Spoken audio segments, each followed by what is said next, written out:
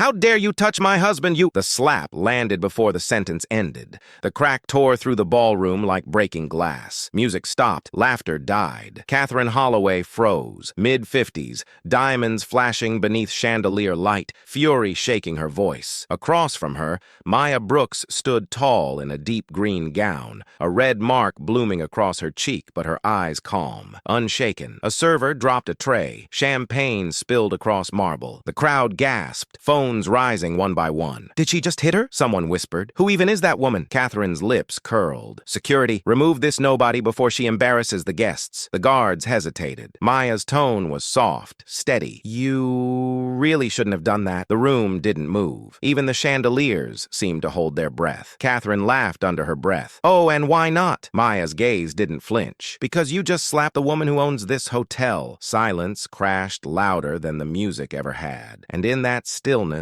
every person realized they'd just watched power flip in real time. The Holloway Foundation Gala, a billion-dollar family's playground. Gold drapes, champagne fountains, and whispers of legacy money float through the air like perfume. The Holloways, old money from Connecticut, were celebrating a merger that was supposed to make them even richer. Maya Brooks had been invited quietly. No fanfare, no press. She'd arrived alone, blending into the glittering crowd, her poise effortless, the kind of elegance that doesn't need to announce itself. But when Catherine Holloway saw her talking to her husband, Richard, just polite conversation about the art installation, everything changed. The whispers began before the slap even landed. Who does she think she is? She's not on the guest list. She's probably one of the staff. The humiliation was sharp, deliberate. Cameras caught the moment, but security didn't move. They didn't dare challenge the Holloways. Maya simply took a breath. The quiet strength in her eyes made a few guests look away. She didn't yell, didn't cry, just turned to the server holding a tray nearby and whispered, "Could you please point me to the exit?" As she walked away, the Holloways laughed it off. Catherine adjusted her pearls. "Some people just don't know their place," she said smugly. But then Richard frowned. Wait, what was her name again? No one knew, and that was the first mistake. The next morning,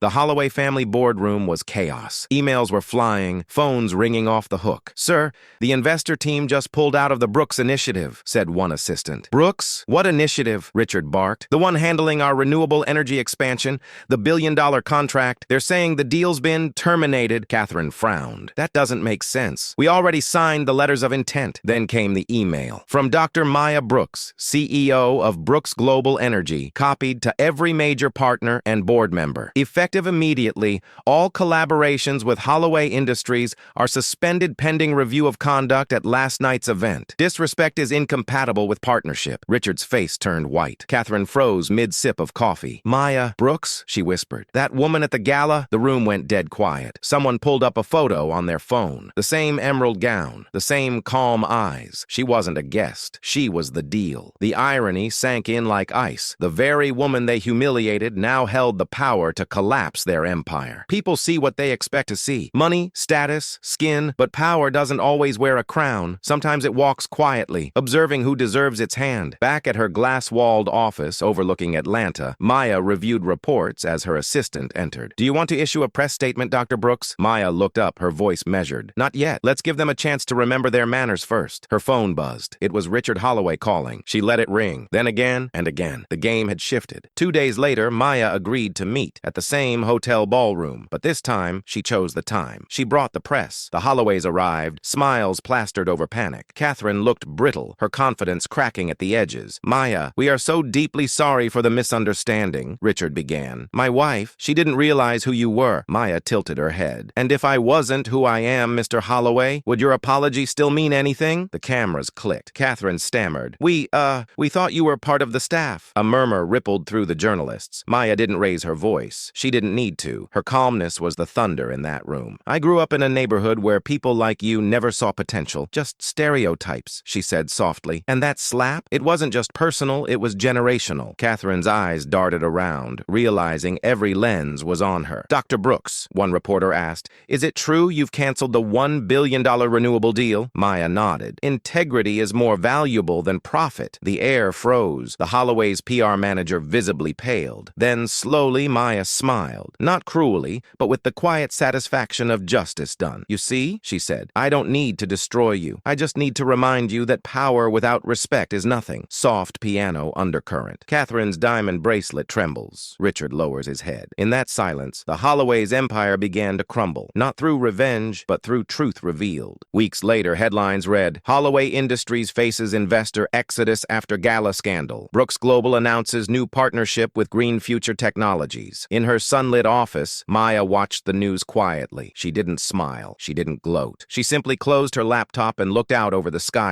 Her assistant asked, was it worth it? Maya replied, justice always is. She picked up her mother's framed photo from the desk, a woman who'd cleaned offices so her daughter could go to college. Maya whispered, you told me never to let them decide my worth. Later that month, she attended another gala, not as a guest, but as the keynote speaker. When she walked in, the crowd stood. Cameras flashed again, but this time in admiration, not mockery. She began her speech. True power isn't measured by how loud you can silence someone, but by how gracefully you rise when the world tries to silence you. Applause thundered through the hall. Catherine Holloway, watching from the crowd, had tears in her eyes, not of sympathy, but of shame. In a world obsessed with wealth and status, remember, respect is the one currency that never loses value, because sooner or later, the people you look down on might just be the ones signing your checks. This is Black Twisted Stories.